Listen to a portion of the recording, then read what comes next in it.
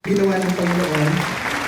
Sabi ko doon, ang Panginoon ay nag-ikot doon sa mga bayan at mga nayon upang makita niya kung ano ang totoong kalagayan ng mga tao sa paligid. So, mayroon po siyang mata para tingnan kung ano talaga yung nagaganap doon sa mga tao sa kanyang kapaligiran. Pangalawa, ano yung ginawa ng Panginoon? Ang sabi ko doon, habang siya ay nag-iikot, ipinahayag niya yung magandang balita ng kaharian at pinagaling niya yung kanilang mga karamdaman.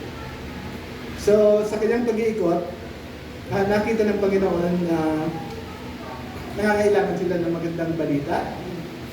At nakita rin ng Panginoon na marami ang nangangailangan ng kagalingan sapagkat maraming tao ang nakikita ng Panginoon na mayroong karamdaman. Pangatlong tanong, ano ang naramdaman ng Panginoon sa kanyang pag-iikot? Sabi ko doon, ang Panginoon ay nahabag. Dahil para silang mga tupan na walang shepherd. So nakita ng Panginoon siguro yung mga tao na kanya-kanya, walang mga direksyon sa buhay. Mga tao na walang pag-asa. Na kagaya rin siguro sa ating kapanahonan, marami rin tao tayo makikita na mga walang pag-asa sa buhay o kaya mga tao na walang pakialam sa kaharian ng Panginoon.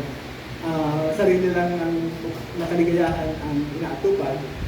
So, yung kalagayan ko ng mga tao na yun ay nakita ni Jesus. Pang-apat, ano daw yung ratio ng manggagawa against doon sa mga tao na walang pag-asa? Sabi po ng Panginoon, mas marami ang aanihin, subalit ang manggagawa ay konti.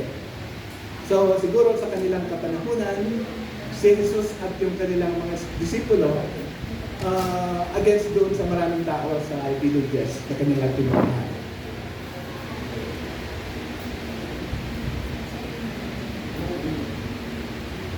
Nakaapat na ba ako? Pang-lima na.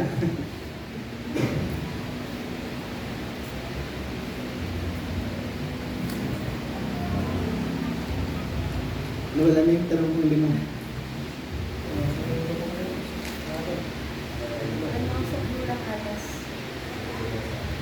Ano ang sukdulang atas ni Jesus sa kanyang mga alagad?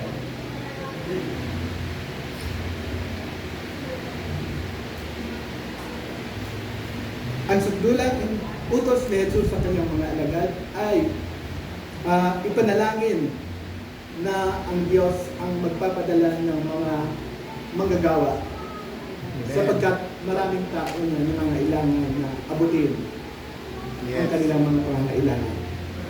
At yung paghuli, ano daw yung suggestion ng aming grupo para matupad yung gawain, sinasabi ng ating Panginoon? Ang una, kinakailangan na ating ipanalangin. Kung mayroon tayong tinatarget na lugar, yun ay ating ipanalangin.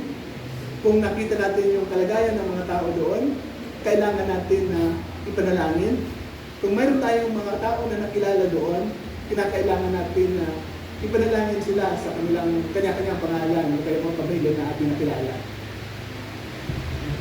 Pangalawang ating gagawin, dahil na ipanalangin na natin sila, kinakailangan na mag-take na tayo ng action.